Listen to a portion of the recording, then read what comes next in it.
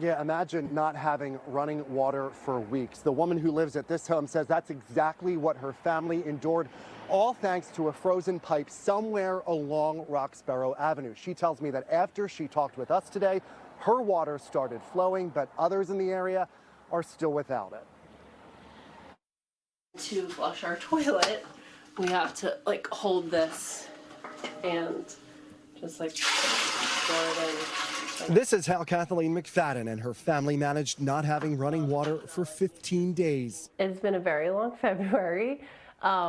All of this started, we woke up on the morning of February 2nd and we had no water. After some troubleshooting and investigating, McFadden and her husband enlisted the help of a plumber who told them the issue was a frozen pipe underground outside their home in Roxborough. They said they're seeing this all over the place, that it's just been so cold the last few weeks. The couple decided the only feasible option at the time was to spend more than $10,000 to replace the pipe that runs from their home to the curb. We were at a hotel for 6 days, another expense, and by the time we were checking out, we still didn't have water back. The actual issue, she says, was somewhere underneath Roxborough Avenue, beyond her property line, a frozen pipe connected to the water main.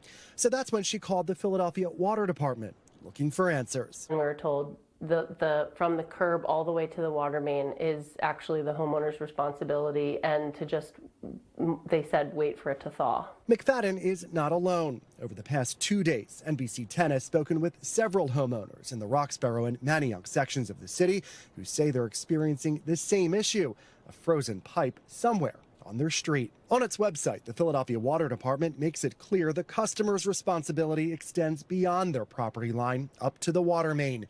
That took McFadden by surprise, and she hopes that sharing her story helps other homeowners prepare, especially if we find ourselves in a deep freeze once again. What do you think the takeaway is for homeowners in the city?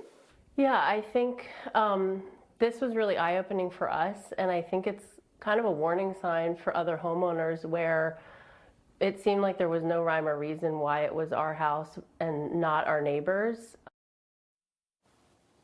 And McFadden says she would like to see changes at the city level so that other homeowners don't find themselves without water for weeks or find themselves paying thousands of dollars for an issue that will likely resolve itself.